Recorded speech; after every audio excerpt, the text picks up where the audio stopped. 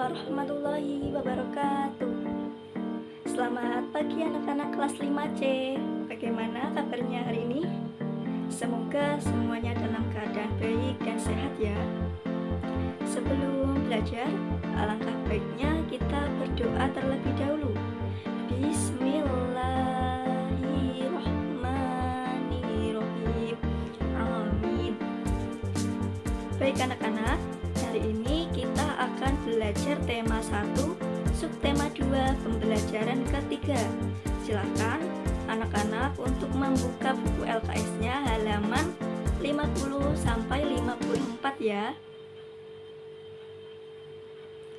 Hari ini Ibu akan membahas 3 materi, yaitu materi pertama tentang kepadatan penduduk Indonesia. Materi kedua yaitu menentukan ide pokok dalam bacaan. Materi ketiga yaitu nilai-nilai Pancasila dalam kehidupan sehari-hari. Nah, apakah anak-anak sudah siap belajar pada hari ini? Kalau sudah siap, mari kita simak video pembelajaran berikut ini. Indonesia. Ya, Indonesia merupakan salah satu negara dengan jumlah penduduk terbesar di dunia. Berdasarkan data dari Badan Pusat Statistik Indonesia, penduduk Indonesia tahun 2020 adalah 270,200 juta jiwa.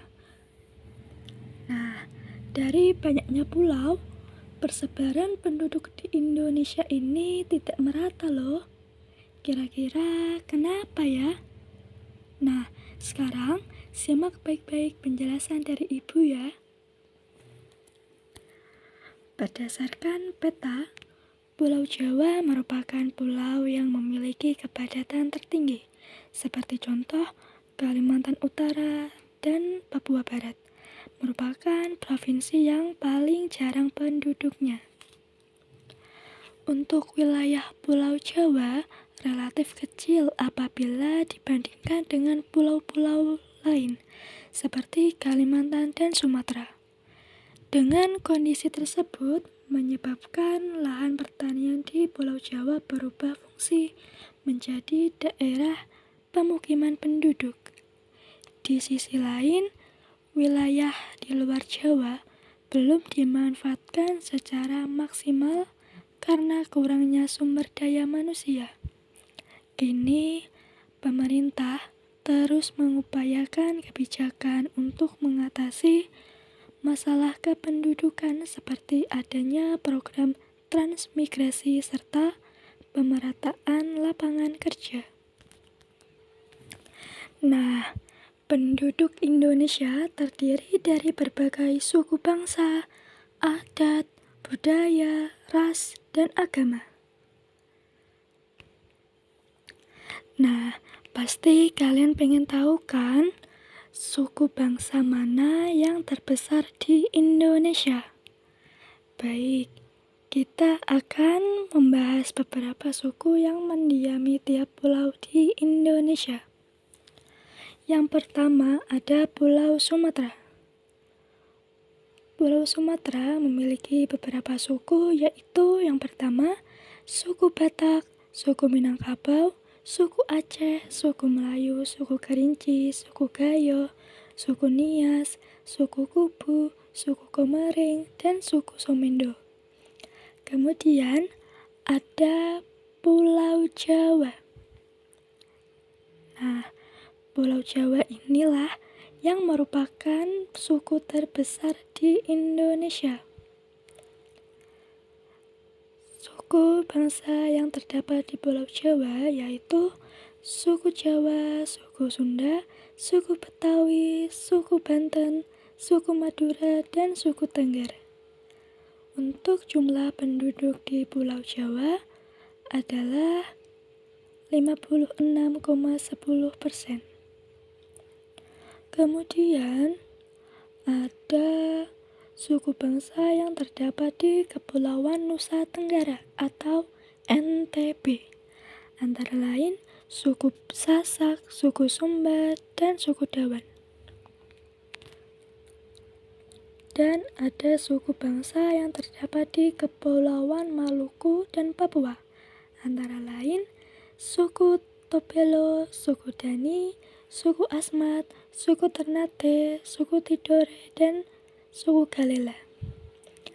Kemudian ada suku bangsa yang terdapat di Pulau Sulawesi, antara lain suku Bugis, suku Minahasa, suku Buwol, suku Toraja, suku Bajo, suku Bolang, Mongodondo, suku Talaut, dan suku Mandar.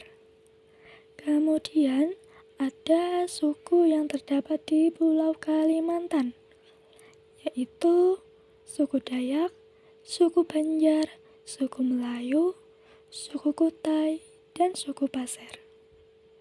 Nah, selain memiliki beragam suku, penduduk Indonesia juga memiliki beragam agama. Berdasarkan sensus penduduk 2020, agama yang dianut oleh paling banyak penduduk di Indonesia adalah agama Islam, yaitu sekitar 87,20%. Kemudian ada agama Kristen, yaitu 6,90%. Sekarang materi kedua yaitu menentukan ide pokok bacaan. Pada pembelajaran sebelumnya, kalian pasti sudah belajar kan tentang menentukan ide pokok dalam bacaan. Ayo anak-anak, ingat kembali langkah-langkah untuk menentukan ide pokok bacaan itu seperti apa. Oke, Ibu ulas kembali ya. Langkah-langkah untuk menentukan ide pokok dalam bacaan yaitu yang pertama, membaca teks secara keseluruhan. Yang kedua, memahami isi bacaan. Yang ketiga, menemukan kalimat utama, entah itu ada di awal paragraf, di akhir paragraf, atau di awal dan di akhir paragraf. Kemudian yang terakhir, kalian menentukan ide pokok berdasarkan kalimat utama. Seperti itu ya anak-anak.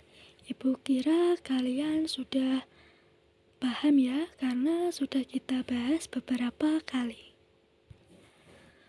Oke, selanjutnya nilai-nilai luhur Pancasila dalam kehidupan sehari-hari.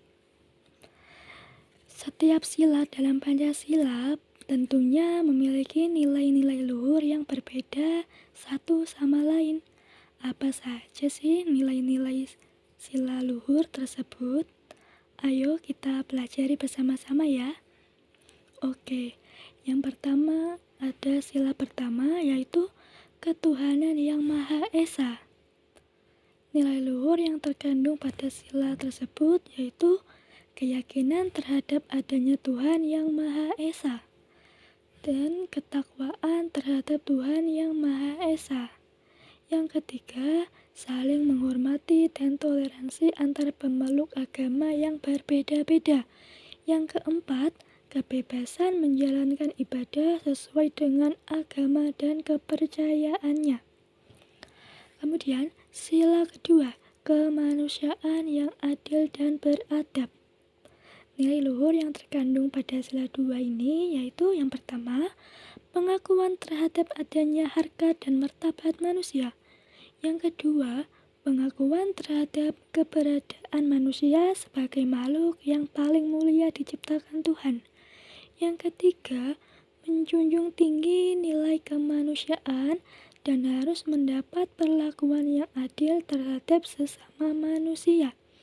Yang keempat, mengembangkan sikap tenggang rasa.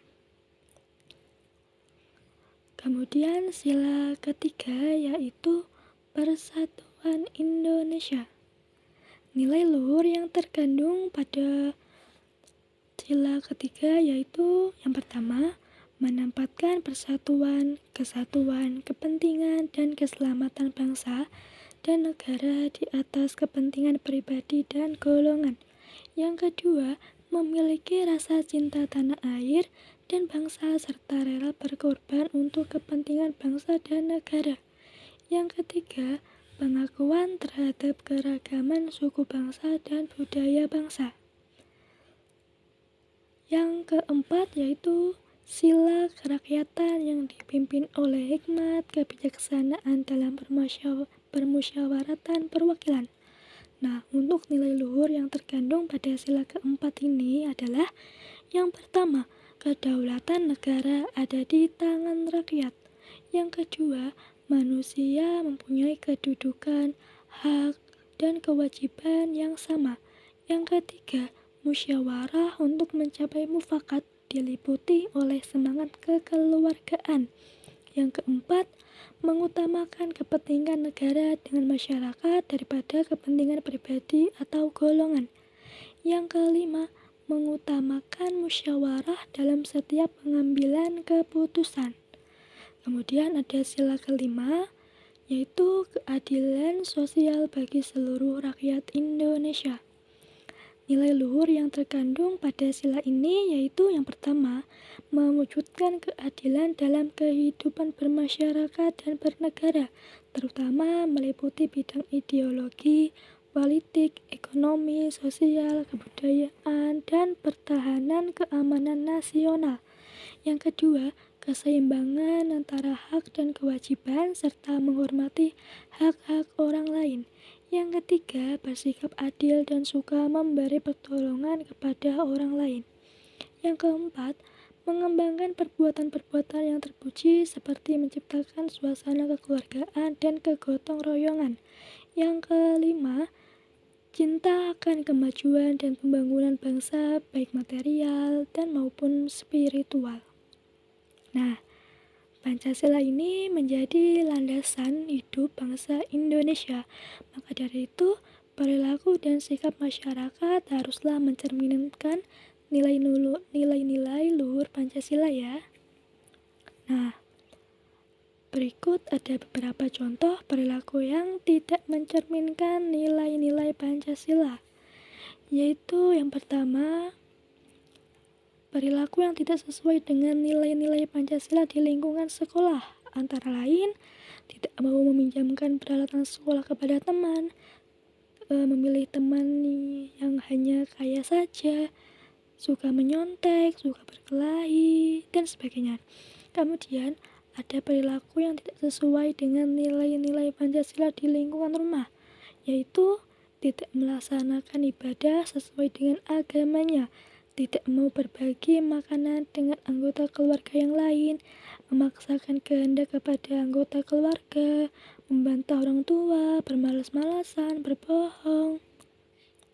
Kemudian, perilaku yang tidak sesuai dengan nilai-nilai Pancasila di lingkungan masyarakat, yaitu tidak mau menjenguk tetangganya yang sakit, suka pamer kekayaan, melakukan kekerasan, menganiaya teman, mencuri, minum minuman keras, dan berjudi, dan sebagainya. Nah, bagaimana anak-anak? Apakah sudah paham mengenai materi yang Ibu sampaikan tadi? Jika belum paham, silakan anak-anak membuka buku LKS-nya halaman 50. Silakan kalian membaca dan mempelajari kembali ya. Oke.